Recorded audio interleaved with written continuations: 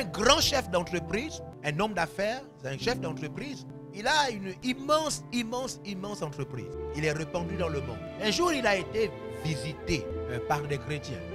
Les chrétiens sont venus le petit matin à l'ouverture de la société. Et puis, ils ont été impressionnés. Alors les chrétiens sont allés à l'ouverture de l'entreprise le matin et suivez-moi ce qu'ils ont vu. Ils ont demandé, ils voulaient rencontrer le directeur. Ce sont eux qui font le témoignage. Ils nous ont fait le témoignage. Ils voulaient rencontrer le directeur général de cette grande entreprise. Directeur général, je ne sais pas si c'était peut-être qu'ils savaient que c'était un chrétien. Oui, ils savaient que c'était un chrétien. Et ils allaient peut-être pour lui demander, n'est-ce pas, une libéralité, un don, peut-être pour soutenir une œuvre de Dieu. Ils sont allés donc, ils ont demandé le directeur général. Suivez-moi, regardez-moi ce qu'ils ont fait. Alors, on leur a dit que non, mais le directeur général, on ne peut pas vous amener chez lui, on va plutôt vous conduire vers son adjoint. Et donc les chrétiens sont allés et ils sont rentrés, suivez-moi, ils sont rentrés dans le bureau de l'adjoint, du directeur général de cette grande entreprise. C'était un chrétien, un vrai, un prêtre. Et quand ils ont été reçus par le directeur général adjoint, ils ont discuté. Ils ont discuté et le directeur général adjoint leur a dit, d'accord, j'ai écouté, laissez-moi donc aller demander la permission, du moins l'aval, n'est-ce pas, l'accord du directeur, le premier même, le chef de l'entreprise. Il est sorti de son bureau et puis il est allé dans le bureau du directeur. C'était un grand bureau, hein, même quand vous voyez la porte, un grand bureau. Mais vraiment, tu sens que ça c'est le bureau d'un directeur, un vrai. Il est rentré dans le... Il a passé quelques minutes là-bas, il est ressorti. Et il est venu vers les chrétiens dans son bureau, il leur a donné l'aval. Il a dit oui, le directeur a permis, le directeur a dit cela, il est d'accord.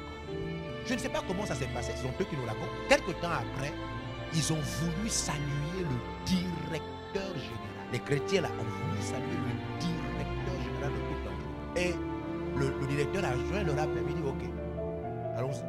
Ils sont partis, ils sont sortis de son bureau et ils sont allés rencontrer le directeur général. À leur grande surprise, quand ils sont rentrés dans le bureau du directeur général, il y avait un magnifique bureau, il y avait tout ce qu'il faut dans un bureau et ils ont vu que ce bureau-là, il n'y avait qu'une Bible ouverte sur un magnifique bureau. Et ils ont demandé où est le directeur général. Et le directeur adjoint a dit, le directeur général de cette entreprise, c'est Jésus. Ça, c'est son bureau.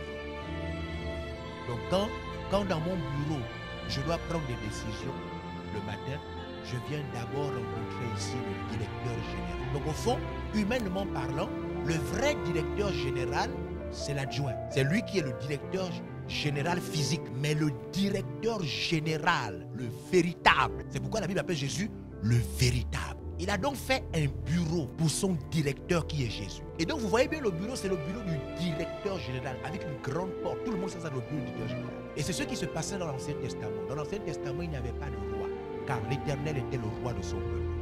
Et c'est cette inspiration, cette révélation que ce frère a eue. Dieu l'a béni et Dieu continue à le bénir. Il a compris que c'était Jésus, le directeur. Il a un bureau, Quand j'ai reçu cette révélation, j'ai promis de faire à Jésus son bureau dans mon ministère. Le bureau de Jésus. Tous les matins, ce directeur-là, quand il arrive, il garde sa voiture, avant même de rentrer dans son bureau, il va d'abord dans le bureau du directeur général. Toujours à la même heure. Toujours à la même heure. Après plus d'une heure, il ressort du bureau du directeur général. Maintenant, il rentre dans son bureau et il donne des orientations à tout le monde. Est-ce que Jésus est ton directeur? Vous savez que les francs-maçons et les rosicruciens ont une chambre, la chambre du diable. Les francs-maçons et les rosicruciens ont dans leur maison, c'est-à-dire quand ils font la maison, ils prévoient à Satan une chambre. Est-ce qu'il y a une chambre pour Jésus dans ta maison? Est-ce qu'il y a une chambre pour Jésus dans ta maison? Est-ce qu'il y a une chambre pour Jésus dans ta maison? Si tu es dans une entreprise, est-ce que Jésus a même une chaise seulement dans ton entreprise? Une chaise pour Jésus où tu t'assois pour rencontrer Jésus. Pouvons mettre à la disposition de Jésus des choses. Vous savez, les gens nous détournent de Dieu, hein, tout ce qu'on écoute partout là. J'avais une robe avant de rencontrer Jésus. Vous savez qu'aujourd'hui, on rencontre Jésus en slip. Tu es en train de dormir sous le drap. Après, quand je vais le matin, tu es allongé comme ça. Le Seigneur Jésus en slip. Jésus, c'est grave, hein? Le Seigneur de l'univers. Le Seigneur de l'univers. Beaucoup de personnes pensent que la prêtrise appartient seulement à des prêtres consacrés. Non, il n'y a pas que les prêtres consacrés à rester dans le temple. Nous sommes un royaume. Mais c'est ce qui est écrit je suis un prêtre. Tu es un prêtre. Même toi qui es femme, tu es une femme prêtre, consacrée à Dieu. Nous espérons que vous avez été bénis par ce message de l'apôtre évangéliste Georges Olivier Bazaboa. Vous pouvez permettre à d'autres personnes de jouir de cet enseignement en devenant partenaire par vos dons, dîmes et offrandes au numéro de compte inscrit. Que Dieu vous bénisse, vous qui permettez à l'évangile de se répandre par votre participation financière.